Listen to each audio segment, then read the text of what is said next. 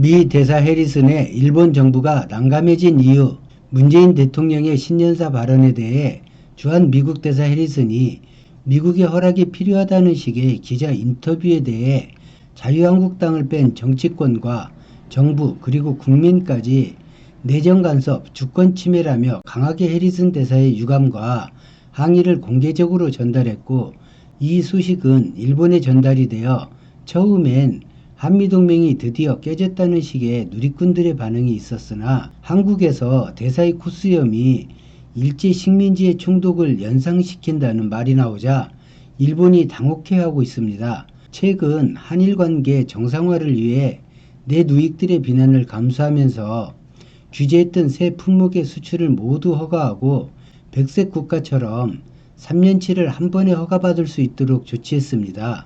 자민당 간사장인 니카이 도시히로 씨는 한일의원연맹 한국 강창일 의원과 면담에서 1000명 규모의 방한 계획을 밝히는 등 한일 관계 개선에 정부 차원의 움직임을 보이기 때문인데, 엉뚱하게도 과거 일제 식민지를 연상하게 하는 문제가 다름 아닌 미국 대사 해리슨의 코스염이 발단이 되고 있기 때문입니다. 조선 총독이라는 단어가 한국 미디어와 국민의 입에 회자될수록 불매운동이나 여행불매가 자연스럽게 연관 지어지게 되고, 수출 규제 품목들이 모두 국산화에 성공했거나 대체품 조달이 끝난 상태여서 삼성이나 SK 하이닉스 반도체 기업이 국민 여론을 의식하여 일본 업체 제품을 의도적으로 피할 명분을 줄 수 있기 때문입니다. 이미 일본 제품들은 상당히 어려운 영업 환경이라고 고백하고 있고, 2019년도에 악몽과도 같은 일을 자국 정부에 의해 당해버린 격이었습니다. 한국 기업이 수입하지 않거나 차세대 제품 생산 일정을 공유하지 않을 경우 특성상 도태될 수밖에 없는 처지가 되어 있습니다. 한반도의 갈등을 원하고 한미 동맹의 균열과 주한미군의 철수를 염원하는 듯한 일본 미디어들도 최근 공명당 당수의 일본 정부가 피해자들에게 기금을 내야 한다는 발언에만 공격에 초점을 맞출 뿐, 이번 한미 간 문제에 대해선 이례적으로 조심하는 분위기입니다.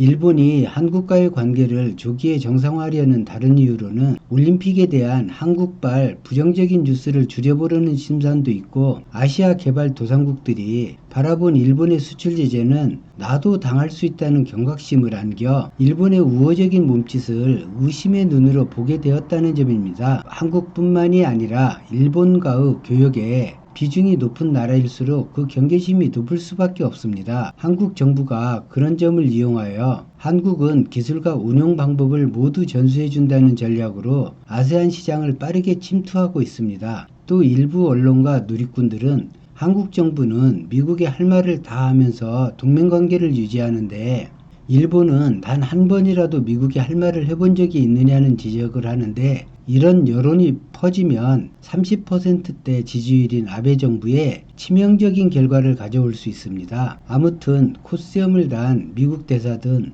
하루아침에 태도를 바꿔 친한 척 하려던 일본 정치인이든 단체 관광객을 보내기 시작한 중국이든 온전히 신뢰할 곳은 없다는 것이죠. 이젠 처제가 바뀌어 규제했던 물건 사달라는 일본이나 보호하는 나라가 아니라 동맹이니 돈 많이 내라는 미국이나 한국의 문화 침투가 두려워 한류 콘텐츠를 막고 있는 중국이나 겉다르고 속다르다는 우리 속담처럼 적나라한 모습을 보여주고 있습니다. 우리도 철저히 국익의 관점에서만 저들을 대하며 경계해야겠습니다. 하나를 달라면 우리도 하나를 받고, 하나를 주면 가끔 그냥 꿀꺽하고 아 몰라 또 해야 할 것 같습니다. 오늘 영상은 여기까지입니다.